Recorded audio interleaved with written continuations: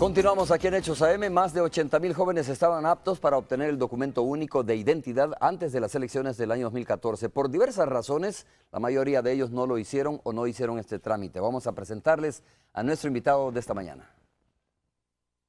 Sistema Fedecases, todos para uno y uno para todos. Presenta al magistrado presidente del Tribunal Supremo Electoral, Eugenio Chicas, está con nosotros. Vamos a hablar sobre el cierre del padrón electoral. Ahora vamos a conocer aquí en primicia cuáles son los salvadoreños, la cantidad de salvadoreños que están aptos para ejercer el sufragio en las próximas elecciones después de una depuración y después de la incorporación, por supuesto, de muchos más salvadoreños y salvadoreñas en el padrón electoral que están listos para votar en las próximas elecciones. Es cierto que se dio un fenómeno bastante raro, ¿no? Y que habrá que buscar alguna explicación. Me refiero a la cantidad de jóvenes que estaban aptos para obtener el documento único de identidad, que rondaba más o menos 80,000 jóvenes, y de ellos apenas entre 9,000 creo que obtuvieron al final el documento único de identidad, es decir, una poca cantidad de jóvenes que están entusiasmados o que les entusiasmó obtener el documento único de identidad para votar en las próximas elecciones. El punto es que estos jóvenes también necesitan el documento para otros trámites y por lo tanto, de alguna manera van a tener que obtenerlo, aunque ya no podrán votar en las próximas elecciones. Más adelante les explico por qué, o el magistrado presidente nos va a explicar por qué aún cuando obtengan el documento único de identidad, pues no podrán votar en las próximas elecciones. Eugenio, bienvenido, muchas gracias por estar con nosotros. Buenos días, Romeo, muchas gracias. Un saludo al pueblo salvadoreño por tu importante programa. También están atentos y esto contribuye mucho al proceso de democratización del país, Romeo. Eugenio, Carlos Rodríguez de Vota Joven está con nosotros también a través de la señal de microonda. Vamos a saludar a Carlos. Gracias, Carlos, por atender también el llamado. Vamos a conocer más adelante tu opinión respecto a este proceso de empadronamiento y, por supuesto, sobre la apatía de los jóvenes para votar en las próximas elecciones. Carlos, buenos días. Muy buenos días, Romeo. Muy buenos días al magistrado presidente del Tribunal Supremo Electoral. Pues nosotros como Vota Joven vamos a dar también nuestro punto de vista por cuál creemos que estos jóvenes no se empadronaron para poder votar en las próximas elecciones. Muchas gracias, Carlos. Más adelante voy contigo. Eugenio, ¿cómo queda el cierre del padrón electoral? Vamos a los datos inmediatamente. ¿Cuál es la valoración que tú estás haciendo o que está haciendo el Tribunal Supremo Electoral como tal de estas cifras, de estos números? Bueno, Romeo, efectivamente los datos que tenemos son los siguientes. En la elección del 2012, el padrón cerró con 4.679.069 electores. Hemos tenido en este periodo una nueva incorporación de 328.078 electores. Estos 328.000 en esto ingresan jóvenes que han obtenido su documento de identidad, pero también personas adultas que por alguna razón no habían obtenido su documento o personas que habían perdido sus derechos políticos y los han adquirido nuevamente al cumplir sentencia. En ese mismo periodo hemos excluido del registro a 46.635 personas por distintos motivos, algunos por fallecimiento y otros por cumplimiento de sentencias derivadas de decisiones judiciales. Entonces, 46.635 excluidos. Eso nos consolida un número de electores de 4.960.512. 4.960.512. Este es el número máximo. Este número, Romeo, ya no puede aumentar.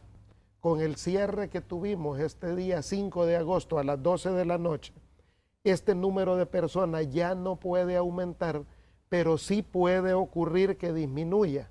¿Por qué que disminuya? Porque siguen habiendo fallecimientos, seguimos depurando el padrón, por lo tanto este número está sujeto a disminuir levemente, pero ya no más a aumentar, sino hasta la próxima elección.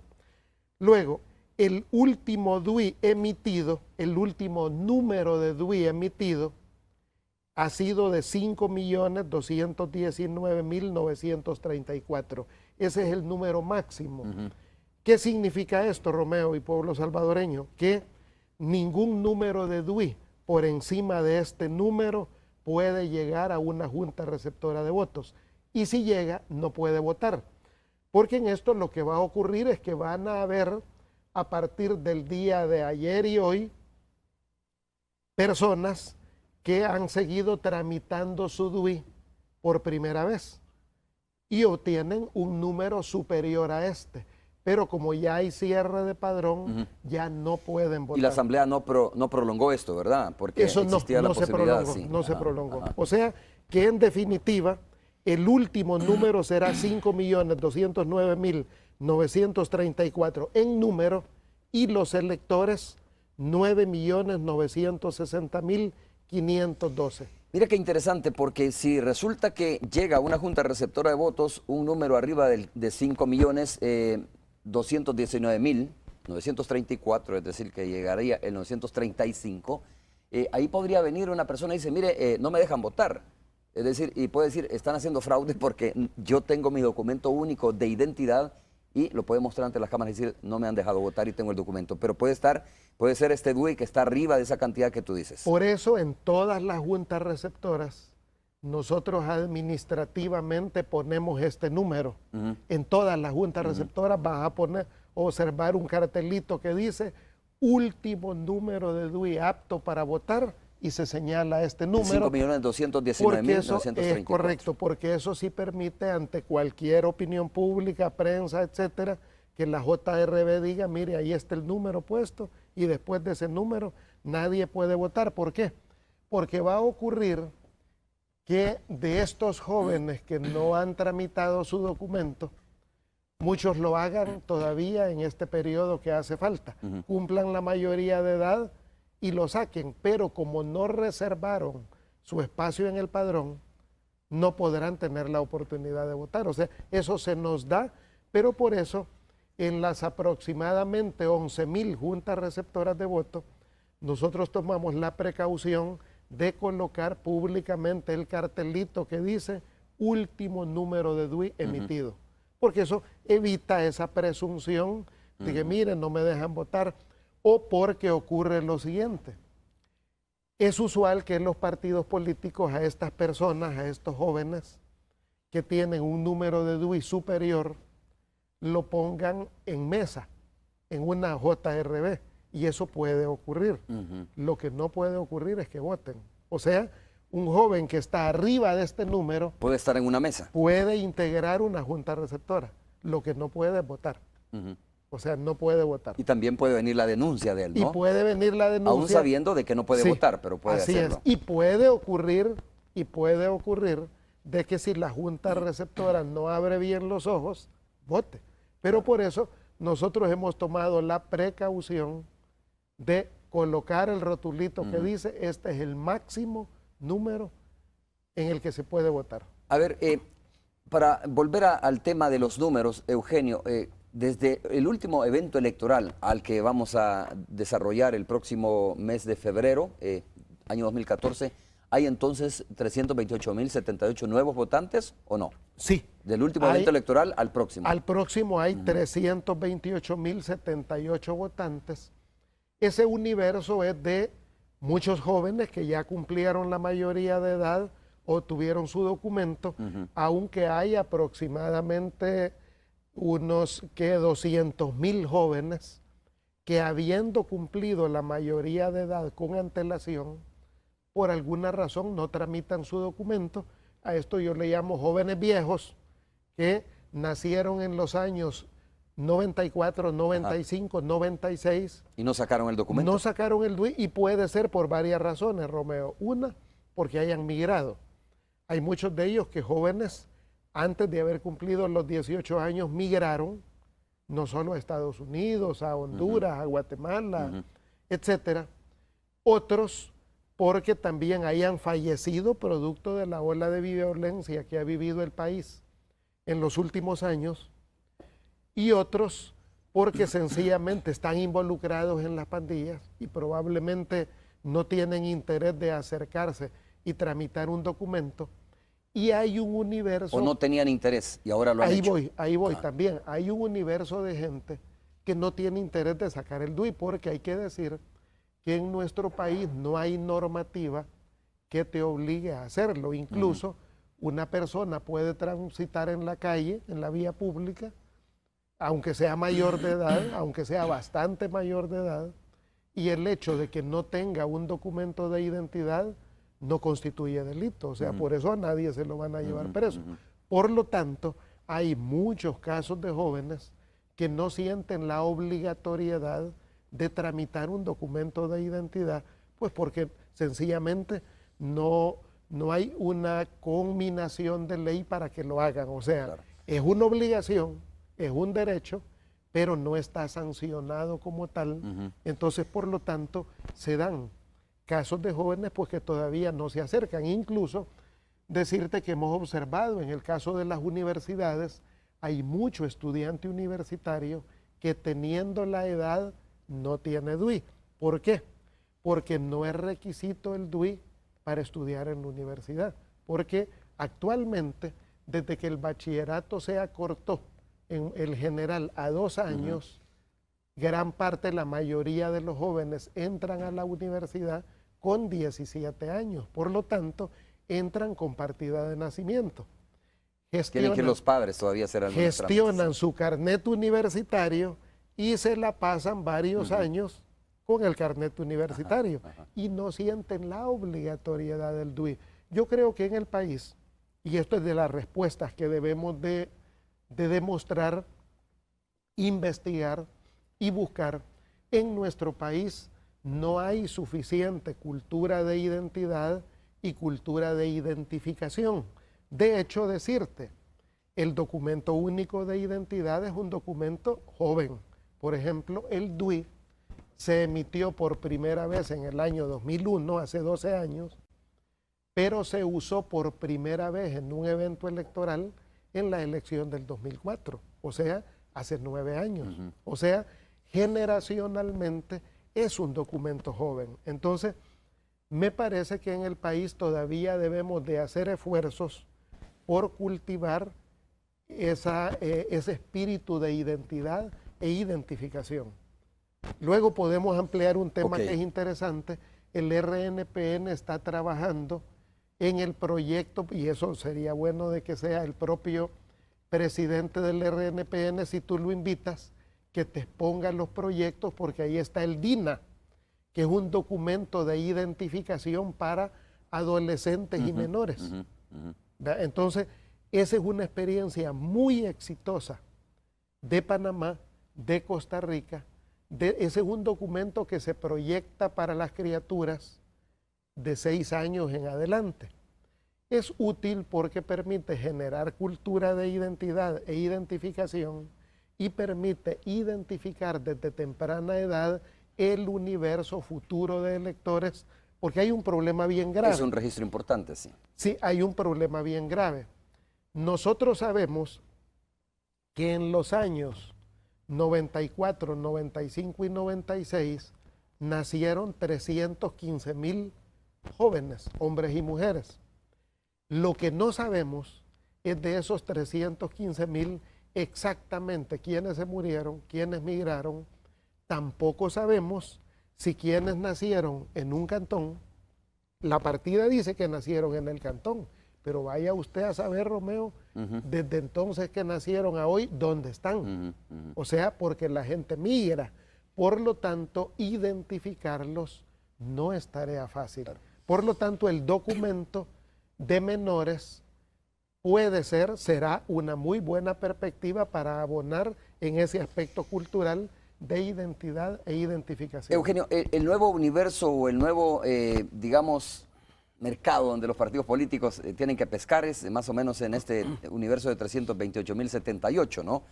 Los que, digo, obviamente en el universo total que son los 4,960,000, pero estos son como los que se han incorporado los nuevamente nuevos electores. entre los jóvenes, que son aproximadamente 7,000, y los jóvenes viejos, como tú les llamas, o aquellos que de repente perdieron su documento o vinieron al país y han tramitado su documento o recuperaron sus derechos después de haber cumplido una pena, por ejemplo. Ese es el universo, ¿no?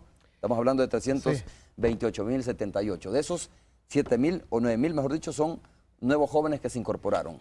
Sí, pero eso tiene una limitación que creo que es importante analizarla. Y es el tema que tenemos, es que los jóvenes votan poco. O sea, aparte de los que no tramitaron su documento, por ejemplo, para aclarar cifras, los que nacieron en los años 94, 95 y 96 son 315,000, pero ese universo es diferente del universo que va a cumplir la mayoría de edad entre el 6 de agosto y el 1 de febrero. Ese es otro número. Esos son los jóvenes jóvenes. Son los jóvenes que son 80,465 y de esos 80,465, solo un poco más de 9,000 gestaron, reservaron su espacio para poder votar. Pero el otro dato preocupante es el hecho de que de la elección pasada había en el rango de edad entre 18 y 29 años, que la gente joven, 18 a 29 años, que ahí estamos más o menos nosotros cercanos a ese parámetro, tú y yo, Romeo, entre 18 y 29, había 1.400.000 en el padrón del año pasado, 1.400.000. De ese 1.400.000 votaron 629,000. Sí, no todos votan. Obviamente. O sea, votó el 44%. En una elección donde la media de votación fue el 56%. ¿Qué quiero decir eso?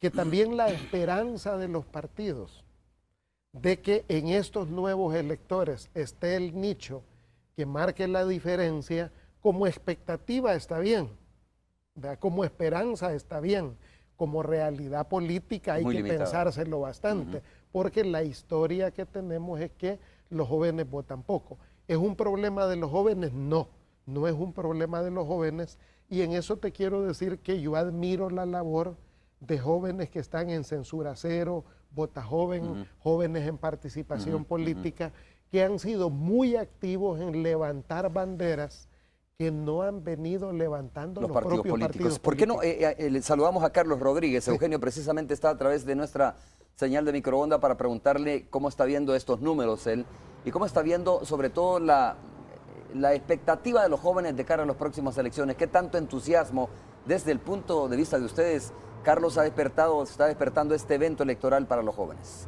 Bueno, muchas gracias, Romeo, porque nos das la oportunidad de poder expresar el sentir que nosotros tenemos como organización, lo que hemos visto a lo largo de esta campaña que se va desarrollando, el calendario electoral que va corriendo para las elecciones del 2014.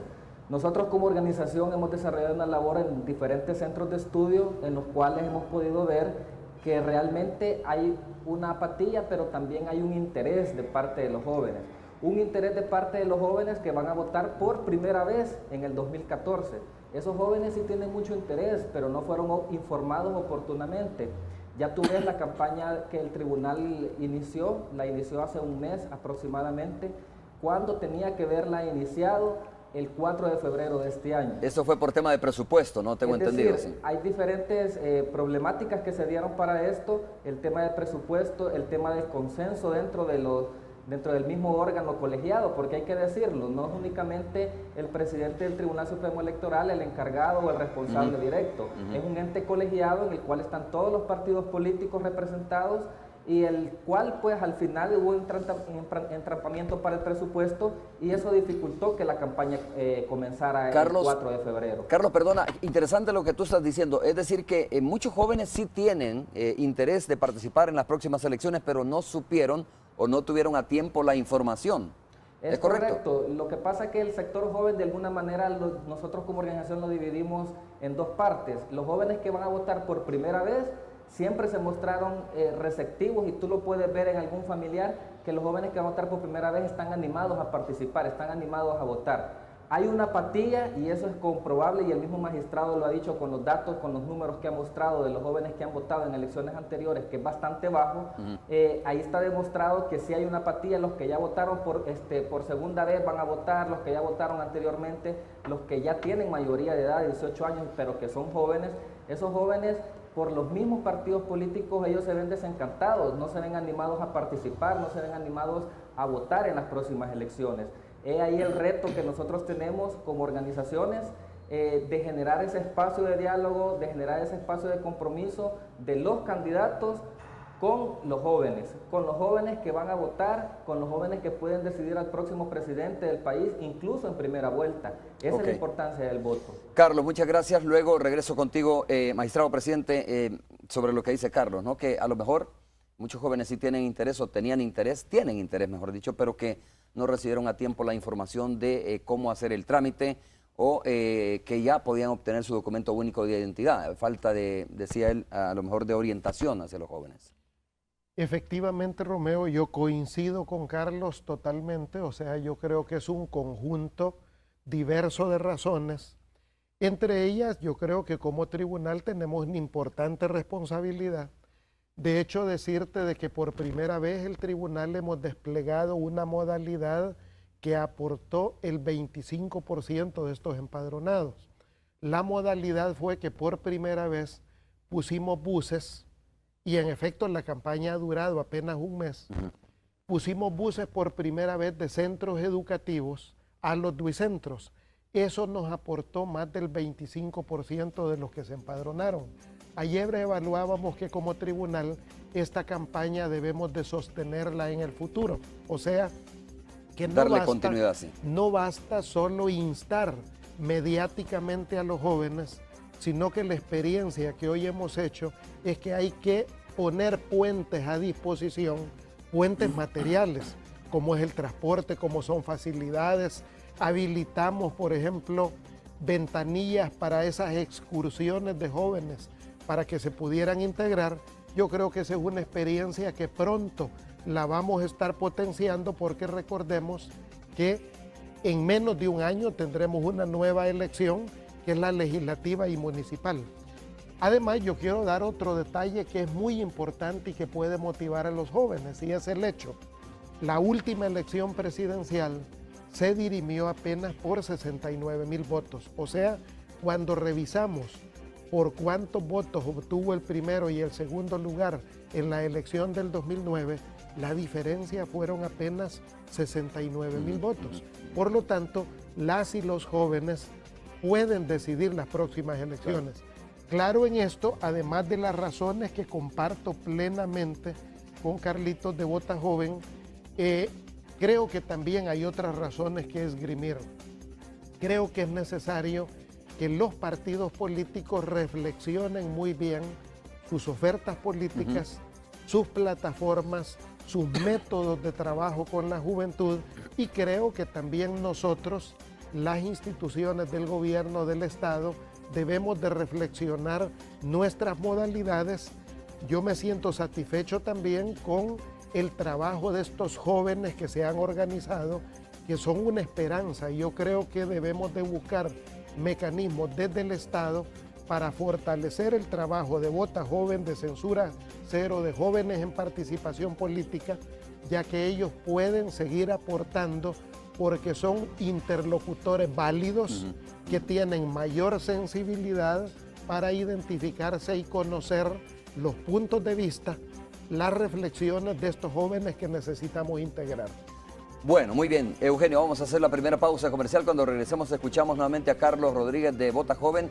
Respecto a esto, sí, porque hay varias situaciones por las cuales los jóvenes no se sienten incentivados. Uno podría ser la falta de información, tal como lo acepta el presidente del Tribunal Supremo Electoral y el mismo Carlos Rodríguez, pero también este último tema que tocaba Eugenio Chica, ¿no? La oferta, la forma de hacer política, la oferta, las propuestas de los partidos hacia los jóvenes muchas veces no se visibilizan, no ven ellos dónde está el valor agregado ese tema o esa información que les puede motivar a votar en las próximas elecciones. Vamos a hacer la pausa y regresamos.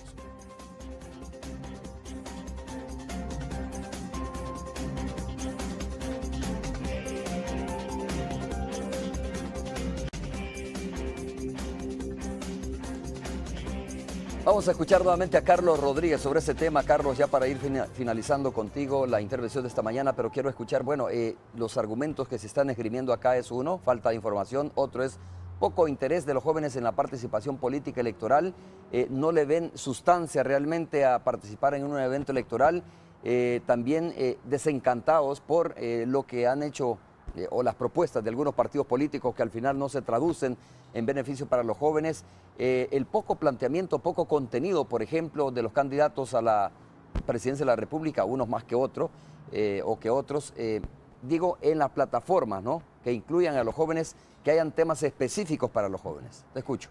Bueno, en este caso muy particular de las elecciones presidenciales, nosotros podemos hacer el análisis que puede ser de acuerdo a las ofertas o los programas de gobierno que estos candidatos están ofreciendo, que todavía no hemos escuchado mayores propuestas.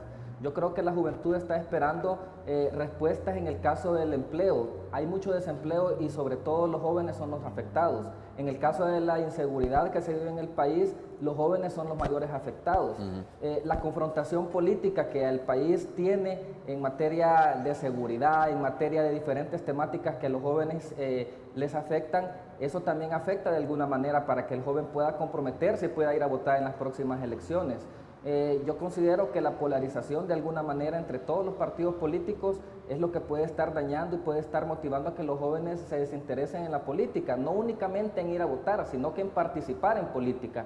Ya lo decía el presidente del Tribunal Supremo Electoral, el magistrado Chicas, la juventud de alguna manera también está exigiendo nuevas formas innovadoras incluso de hacer política.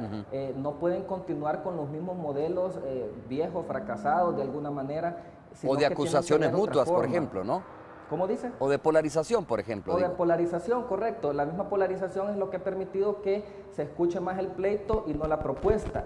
Los jóvenes de alguna manera estamos cansados de escuchar, incluso ver en la Asamblea Legislativa diferentes confrontaciones, cuando lo que nosotros esperamos son propuestas, son soluciones.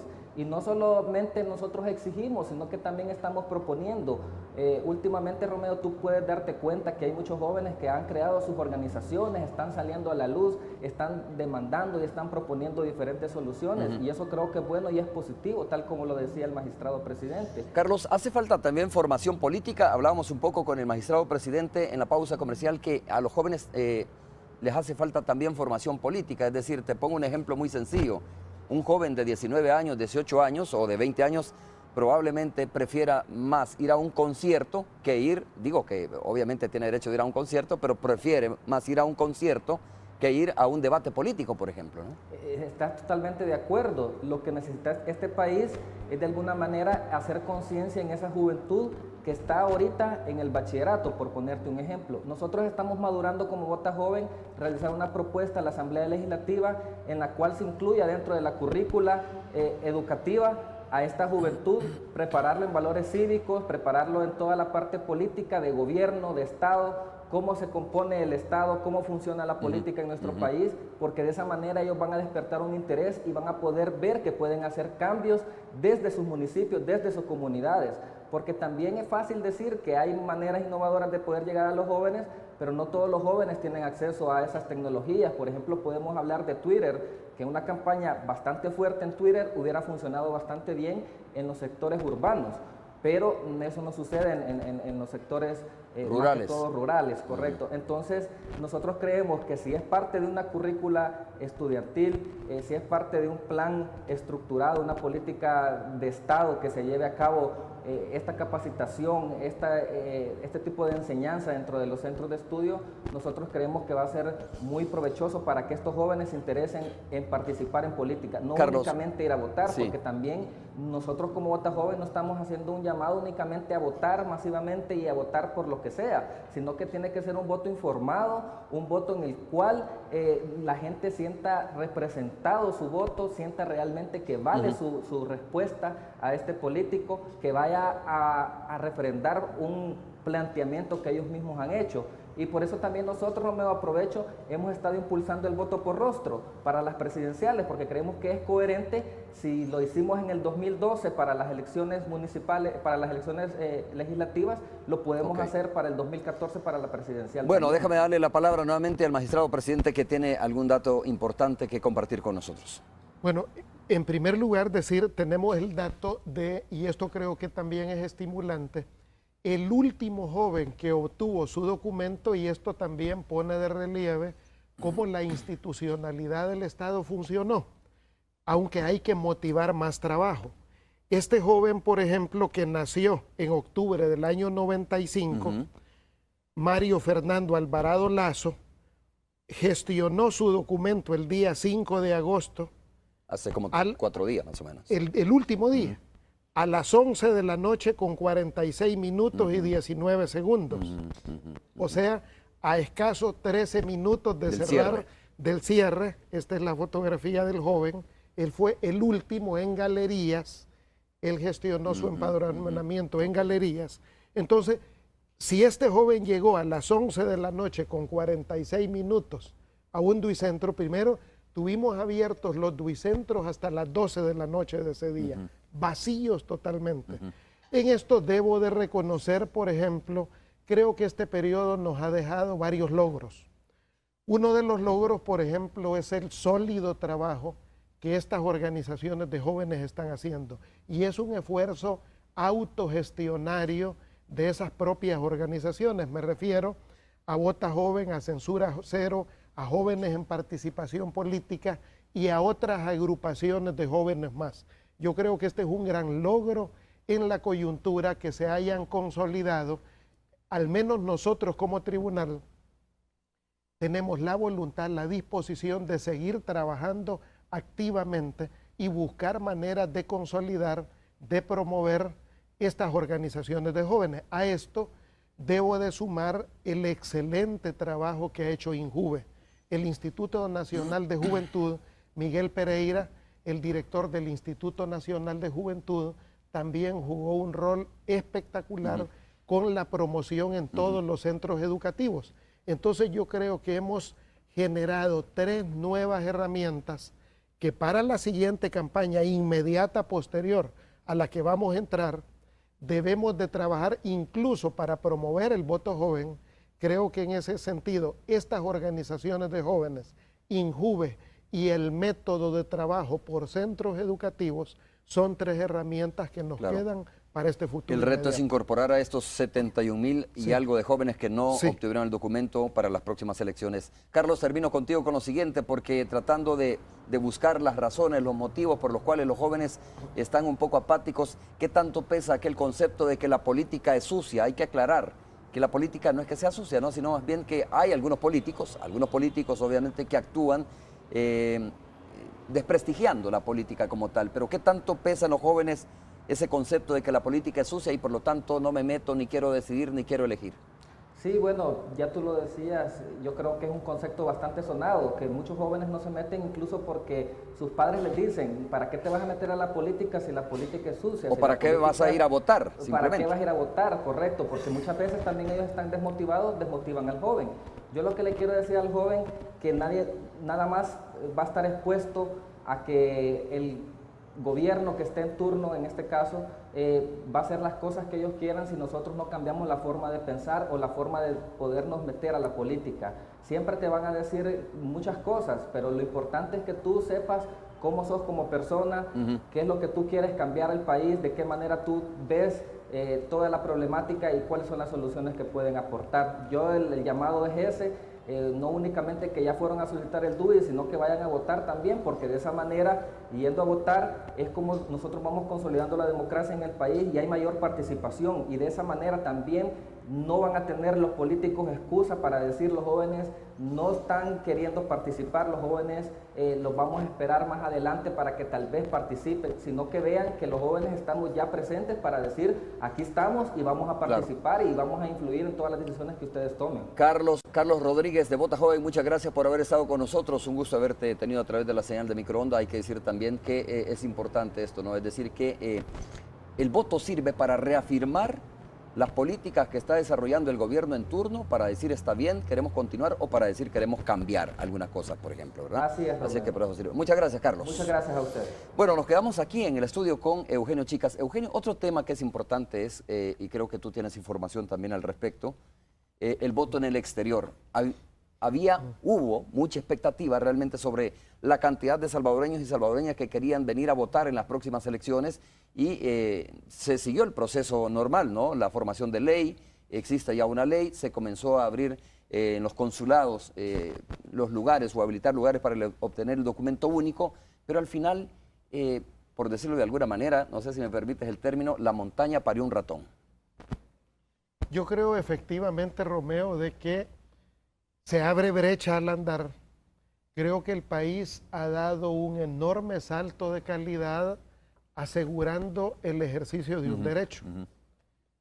Pues así como cuando llegaron nuevas innovaciones a la humanidad que en el primer paso pues no tienen todo el impacto deseado como fue la tecnología, la computación, comenzó de poco a poco.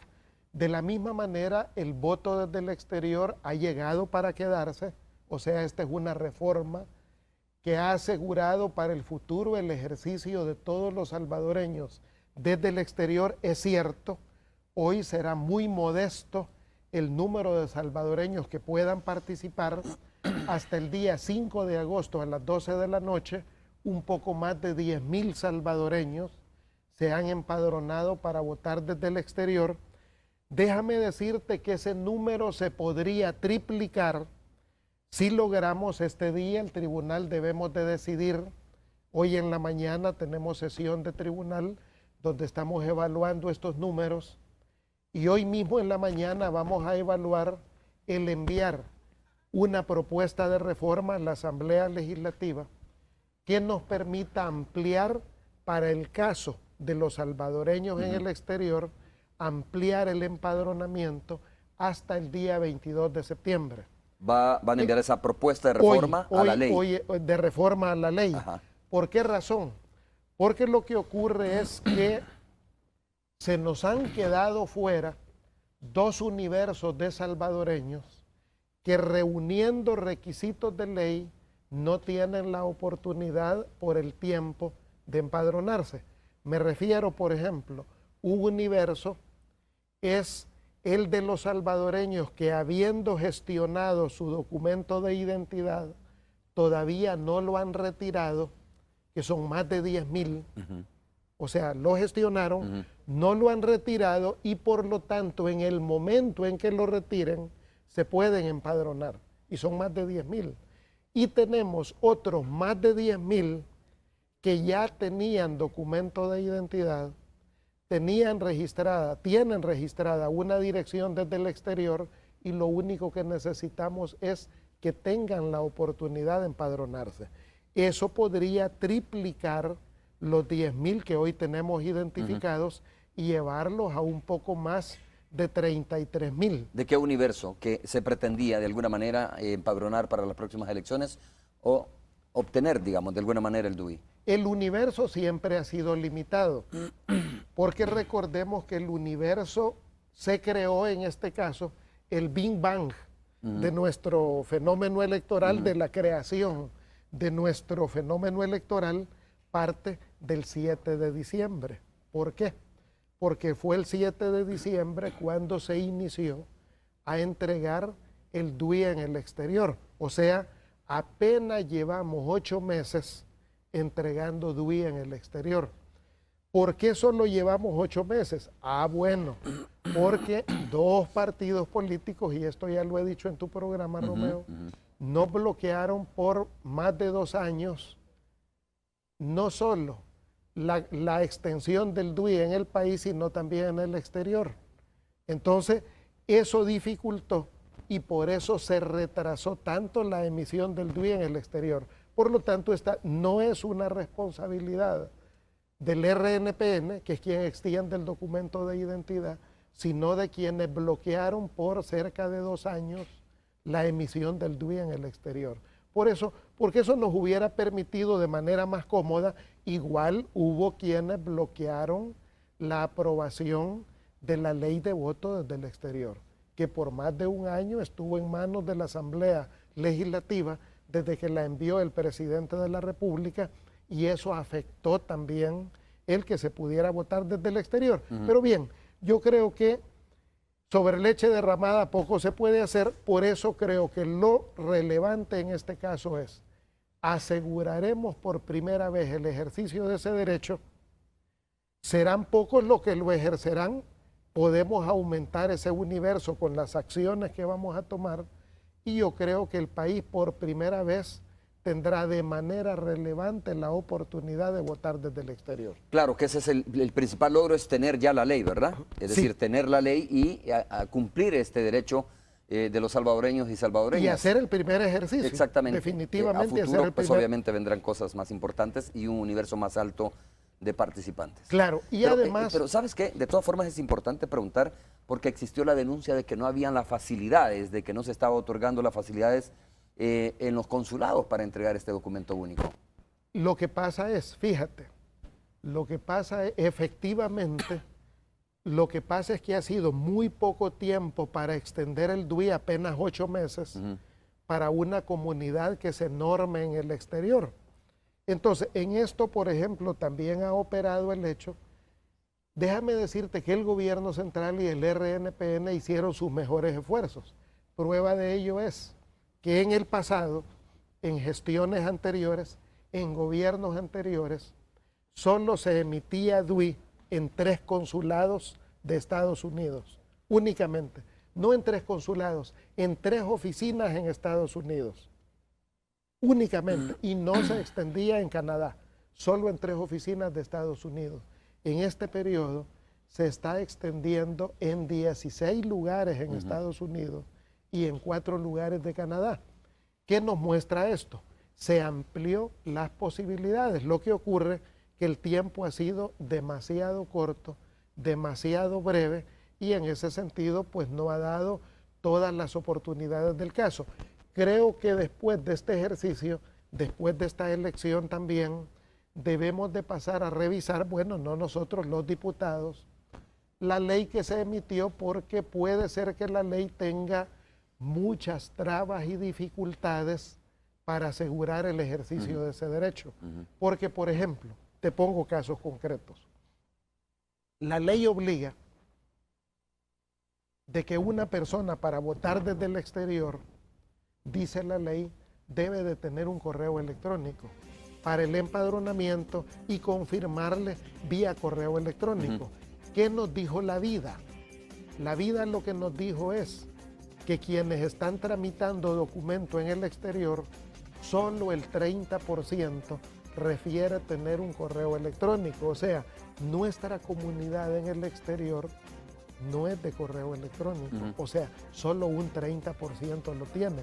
El 70% no tiene correo electrónico. ¿Y cómo cumple ese trámite de ley? O sea, hay detalles en la ley que creo que en el futuro se deben de revisar y se deben de mejorar. Ahora, mira, antes de ir a la pausa, ¿por qué cuando se entrega el documento único de identidad, como sucede en nuestro país, se empadrona automáticamente a la persona? ¿Por qué no fue posible eso en los consulados, donde se estaba entregando el documento único en los países como Estados Unidos? Fíjate que de los 10.000 registrados, de más de 10.000 registrados, hay más de 500 que gestionaron su documento de identidad y expresamente dicen, no, yo no quiero votar.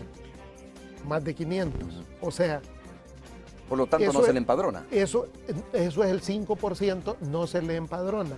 Eso se estila en todos los países de que el voto desde el exterior es opcional por materia de economía logística, porque es caro el voto desde el exterior y podrías terminando enviando logística desperdiciando recursos. Por eso, el mecanismo de empadronar voluntariamente, eso se estila en todos los países. Ok. Vamos a hacer la última pausa comercial. Algunos correos electrónicos, algunos comentarios, cuando regresemos.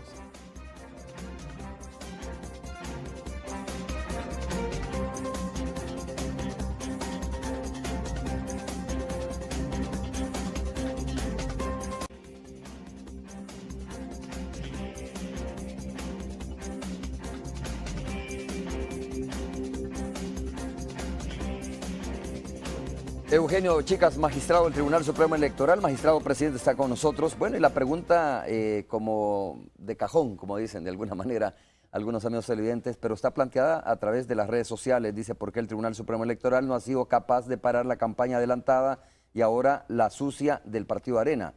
¿Por qué esa falta de autoridad? Muchas veces he explicado esto, pero aquí está de nuevo Eugenio Chicas para que nos pueda explicar cuál es el vacío que existe de ley respecto a ese tema, ¿no?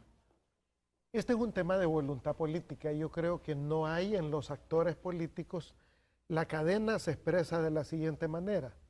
Los actores políticos no tienen interés de ser regulados.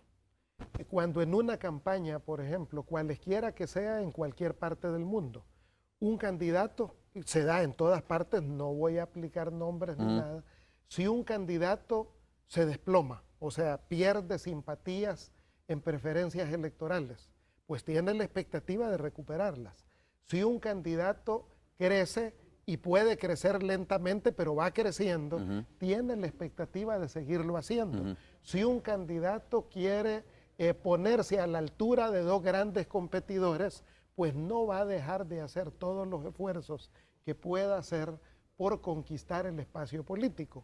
Ese fenómeno que expresan los actores en cualquier sociedad, en cualquier campaña, tiene una expresión legislativa. Y dentro de la Asamblea Legislativa no se reguló ni dentro de la ley de partidos políticos, ni dentro del nuevo Código Electoral. Tampoco se ha hecho caso de la propuesta que como tribunal presentamos a la Asamblea Legislativa para regular las campañas sucias, las campañas adelantadas. Entonces yo creo que con franqueza hay que decir, no hay voluntad política en los actores de regular los procedimientos de las precampañas. No hay voluntad política. Yo creo que eso es importante decirlo con franqueza, y en ese sentido el Tribunal Electoral no tenemos las herramientas que se deberían de contar para hacerlo, porque no existe voluntad política para ello. ¿Por qué? Porque puede haber, como en otras campañas electorales, alguna candidatura que decae mucho, otra que quiere crecer y lo va haciendo lentamente, pero quiere crecer más, y hay otra como... Claro, es una medición política, ¿no? Política electoral realmente. Ese es el fenómeno. El tema del poder es atractivo en ese sentido, como para no perder ningún día de trabajo, ¿verdad? Porque la almendra de esto jurídicamente, tiene que ver con que la ley no regula cuando se postulan las candidaturas. Desde el momento que cualquier partido político postula, desde ese momento la persona postulada, lo que haga, si va en calzoncillos a la playa, pues ese es un hecho político. O sea, esa es la realidad. Entonces, hay legislaciones que regulan los momentos de postulación. Veamos Chile. La Bachelet hasta hace poco se postuló y fue a la primaria. Entre tanto, pues no había ninguna manera de campaña. Entonces, ese es el fenómeno político. En nuestro país, un partido puede postular una candidatura al siguiente día no hay ningún problema de haber ganado la elección. Eugenio, la campaña del Tribunal Supremo Electoral me parece poco llamativa, dice André Fortín. Quiero saber cuántos millones gastaron.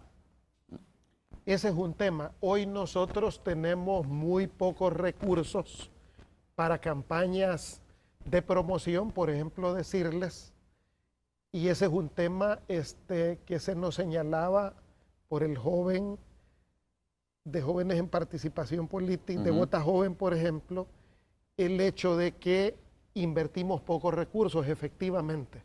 Hoy, como se nos recortaron fondos, debo de decir que en la campaña anterior nosotros invertimos en la campaña de jóvenes $450,000. En esta únicamente invertimos alrededor de 158,000, o sea, un tercio menos. O sea, como tenemos menos presupuesto en ese sentido, la Asamblea Legislativa y Hacienda nos aprobaron menos recursos para publicidad. Entonces, eso nos ha afectado. Ok, otros comentarios. Dice, es una lástima que los jóvenes no quieran votar. Felicito el trabajo de las organizaciones por fortalecer la democracia. Bueno, alguien pregunta también, ¿quién es Carlos para hablar por todos los jóvenes? Es insignificante. Dice, obviamente Carlos no está hablando por todos los jóvenes, no está hablando por la organización que él representa, que es Vota Joven, pero además es un llamado, más bien que hablar o convertirse en vocero de todos los jóvenes es un llamado a los jóvenes, que creo que tiene todo el derecho, y todos los salvadoreños y salvadoreñas tenemos el derecho de alguna manera y la obligación de hacer un llamado de reflexión a los jóvenes de nuestro país para que puedan y meterse en el tema de la política electoral, de la política de nuestro país, de que tomen participación en las decisiones, que eso es lo más importante al final. No, y además, Romeo, déjame decirte, yo felicito a Carlos, yo felicito a Vota Joven, a Censura Cero, a Jóvenes en Participación Política, porque definitivamente ellos le han planteado un reto a los jóvenes y ellos han tomado una muy buena iniciativa de motivar a otros jóvenes en el sentido de que si Carlos y Vota Joven han asumido el reto de motivar, de recordar, de ser una voz en la conciencia, pues yo creo que otros también lo pueden hacer. Más bien, en lugar de ponernos celosos con ese esfuerzo, yo creo que esto debe de constituir un llamado a otras organizaciones de jóvenes a ser activos en estimular estas maneras de participación política. Eugenio, muchas gracias por haber estado con nosotros. Eugenio Chicas, magistrado presidente del Tribunal Supremo Electoral. Gracias. Muchas gracias, Romeo. Un saludo al pueblo salvadoreño y recordar que el 19 de agosto iniciamos la segunda jornada, esta vez la jornada nacional de consulta sobre dónde toca votar. Ayúdennos, consulte su DUI en el 2209-4040 o en la página web del tribunal. Muchas gracias. Bueno, muchas gracias por haber estado con nosotros. Mire, desde ya le adelanto, mañana tendremos datos de una nueva encuesta. No le voy a dar mayor información en este momento para que mañana temprano a las 7 esté en sintonía de la entrevista de Hechos AM, una encuesta que arroja nuevos resultados o los resultados de cómo están ahora las preferencias electorales. Nos vemos el día de mañana, pero regresamos ya en breve, nada más para despedir Hechos AM.